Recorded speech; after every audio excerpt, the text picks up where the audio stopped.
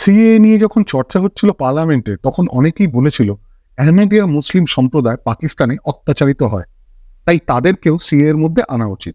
এই তর্ককে আমরা সমর্থন করছি না, কারণ আহমেদিয়ারা হলেন ধর্মের ভিত্তিতে দেশভাগের প্রধান কারিগর। মোহাম্মদ জাফরুল্লাহ খান, যিনি একজন আহমেদিয়া ছিলেন, তিনি 1940 সালের লাহোর প্রস্তাবটি নিজেই লিখেছিলেন। খান আব্দুল ওয়ালি খানের লেখা ফ্যাক্টস বই অনুসারে ভাইসরয় লর্ড লিথিংলো জাফরুল্লাহ খানের সাহায্য চেয়েছিলেন দেশ বিভাগের একটি খসড়ার জন্য। জাফরুল্লাহ খান তখন সেই বিষয়টি অধ্যয়ন করেন এবং দেশ বিভাগের জন্য একটি খসড়ার প্রস্তাবও দেন। ভাইসরয় লিখেছেন, আমার নির্দেশেই জাফরুল্লাহ এই বিষয়টি স্মারকলিপি করেছিলেন। 2 ডমিনিয়ন স্টেটস। তাই এই গ্যারেন্টি কেউ দিতে পারবে না যে আহমেদিয়ারা ভারতে এসে আবার দেশ ভাগের দাবি ভবিষ্যতে করবে কি করবে না। এবার প্রশ্ন হলো যে 1947-এ দেশ ভাগের সময় তো আজকের দিনের আহমেদিয়ারা ছিলেন না, তাদের পূর্বপুরুষের হাত ছিল সেই কুখ্যাত অধ্যায়ের ব্যাপারে। তাহলে আজকের দিনের উত্তরসূরিদের ভারতে ফেরা থেকে কেন বঞ্চিত করা হবে? করা উচিত। আমরা দেখেছি যে হিন্দু, শিখ, বৌদ্ধ, জৈন, পার্সি ও খ্রিস্টান সম্প্রদায়ের ওপর ধর্মীয় অত্যাচারের অমানবিক ঘটনা ঘটতে পাকিস্তানে। আর এও দেখেছি আহমেদিয়ারা, যাদেরকে ইসলাম সমাজের অনেক সম্প্রদায় মুসলিম বলে মনে করে না, তাদের ওপর অত্যাচার হতে।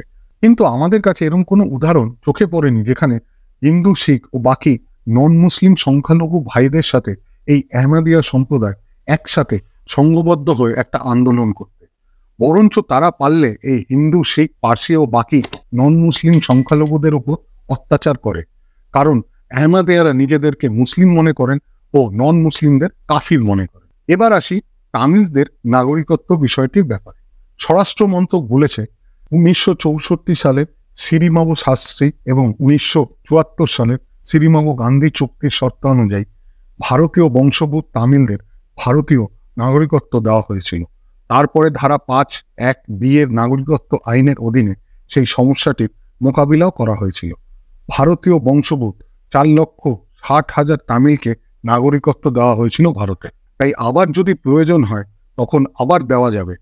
একটা আইনের দ্বারা সারা বিশ্বের রেফিউজি সমস্যা তো মেটানো যায় না। কেউ কেউ আবার তিব্বতীদের কথাও বলছে, তাদের জন্য এই তথ্যটা দেওয়া প্রয়োজন। ভারত সরকার 2016 সালে একটা ঘোষণা করেছিল যে 26শে জানুয়ারি 1950 থেকে 1 জুলাই 1987 পর্যন্ত ভারতে জন্মগ্রহণকারী তিব্বতীরা জন্মগতভাবে ভারতীয় নাগরিক এবং নাগরিকত্ব আইনের অধীনে তাদেরকে পাসপোর্ট জারি করা উচিত। এই প্রতিবেদনটি শেষ করার আগে আমার অনেক শুভকামনা যারা বলছেন আমাদের রাজ্যে সিএএ লাগু করতে দেব না। কেউ কেউ তো আবার রেজলিউশন পাস করেছে এই আইনের বিরুদ্ধে।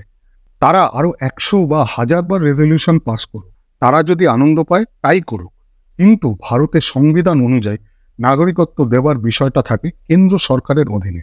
একটা ফেডারেল স্ট্রাকচার আছে ভারতে, আর সেটা অনুযায়ী কোনো রাজ্য সরকারের এই এখতিয়ার নেই যে তারা সিএএ কে আটকাবে। বিরোধিতা করার বিষয়টা আমরা অবশ্যই সমর্থন করছি, কিন্তু সিএএ কে আটকাবার অধিকার কোনো রাজ্য সরকারের নেই। আজ এইটুকুনি। ভালো থাকবেন। নমস্কার।